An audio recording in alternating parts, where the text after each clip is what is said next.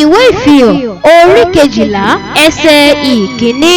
Àmì ńlá kan sì hàn ní ọ̀run, obìnrin kan tí a fi oòrùn wọ̀ ní aṣọ, òṣùpá sì ń bẹ lábẹ́ ẹsẹ̀ rẹ̀, adé oníràwọ̀ méjìlá sì ń bẹ ní orí rẹ̀.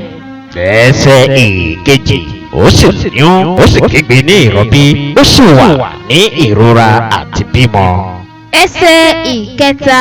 Àmì mìíràn sì hàn ní ọ̀run, sì kíyèsí, dragoni pupa ńlá kan tí ó ní orí méje àti ìwo mẹ́wàá àti adé méje ní orí rẹ̀. Ẹsẹ̀ ìkẹrin. Ìró rẹ̀ sì wọ́ ìdámẹ́ta àwọn ìràwọ̀, ó sì jù wọ́n sí ilẹ̀ ayé. Dragoni náà sì dúró níwájú obìnrin náà tí ó fẹ́ bímọ, pé nígbà tí ó bá bí kí ó lè pa ọmọ rẹ̀ jẹ. Ẹsẹ̀ ìkarùn-ún. Ó sì bí ọmọkùnrin kan tí yóò fi ọ̀pá irin ṣe àkóso gbogbo àwọn orílẹ̀-èdè. A sì gbá ọmọ rẹ̀ lọ sókè sí ọ̀dọ̀ Ọlọ́run àti sí orí ìtẹ́ rẹ̀. Ẹsẹ̀ ìkẹfà. Obìnrin náà sì sá lọ sí aginjù, níbi tí agbé ti pèsè àyè sílẹ̀ dé láti ọwọ́ Ọlọ́run wá, pé kí wọn kí ó máa bọ́ níbẹ̀ ní 6,160. Ẹsẹ̀ ìkeje. Ogun sì ń bẹ ní ọ̀run, Míkáélì àti àwọn áńgẹ́lì rẹ̀ bá dragoni náà jagun, dragoni sì jagun àti àwọn áńgẹ́lì rẹ̀. Ẹsẹ̀ ìkẹjọ. Wọn kò sì rí ìṣẹ́gun, bẹ́ẹ̀ ni a kò sì rí ipò wọn mọ́ ní ọ̀run. Ẹsẹ̀ ìkẹsàn-án. A sì lé dragoni náà jáde, ejò láíláí nì tí à ń pè ní Èṣù àti Sátánì tí ń tan gbogbo ayé jẹ, a sì lé e jù sí ilẹ̀ ayé, a sì lé àwọn áńgẹ́lì rẹ̀ jáde pẹ̀lú rẹ̀.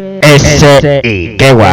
Mo sì gbọ́ ohùn rara ní ọ̀run wípé, nígbà yìí ni ìgbàlà àti agbára àti ìjọba Ọlọ́run wa àti ọlá àti Kristi rẹ̀, nítorí àti lé olùfisùn àwọn arákùnrin wa jáde, tí ó ń fi wọ́n sùn níwájú Ọlọ́run wa lọ́sàn-án àti lóru.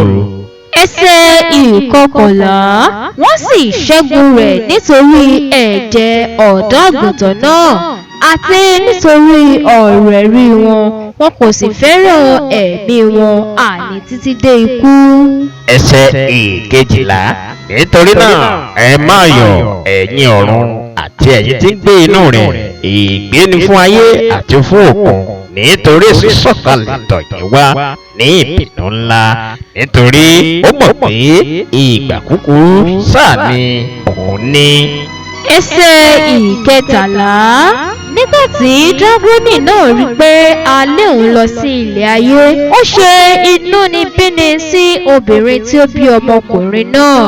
Ẹsẹ̀ ìkẹrìnlá. A sì fi apá ìyẹ́ méjì ti idì ńlá náà fún obìnrin náà, pé kí ó fò lọ sí aginjù, sí ipò rẹ̀, níbi tí a gbé bọ́ fún àkókò kan àti fún àwọn àkókò àti fún ìdajì àkókò kúrò lọ́dọ̀ ejò náà. Ẹsẹ̀ ìkẹẹ̀dógún. Ejò náà sì tú omi jáde láti ẹnu rẹ̀ wá bí odò ńlá sẹ́yìn obìnrin náà, kí ó lè mú kí ìṣàn omi náà gbà lọ. Ẹsẹ̀ ìkẹrìndínlógún. Ilẹ̀ sì ràn obìnrin náà lọ́wọ́, ilẹ̀ sì ya inú rẹ̀, ó sì fi ìṣàn omi náà mu tí dragoni náà tú jáde láti ẹnu rẹ̀ wá. Ẹsẹ̀ ìkẹtàdínlógún.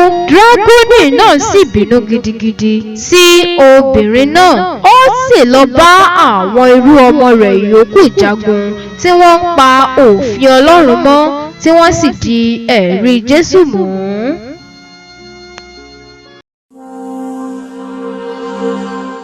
Giscom TV, nífẹ̀ẹ́ láti wò ó.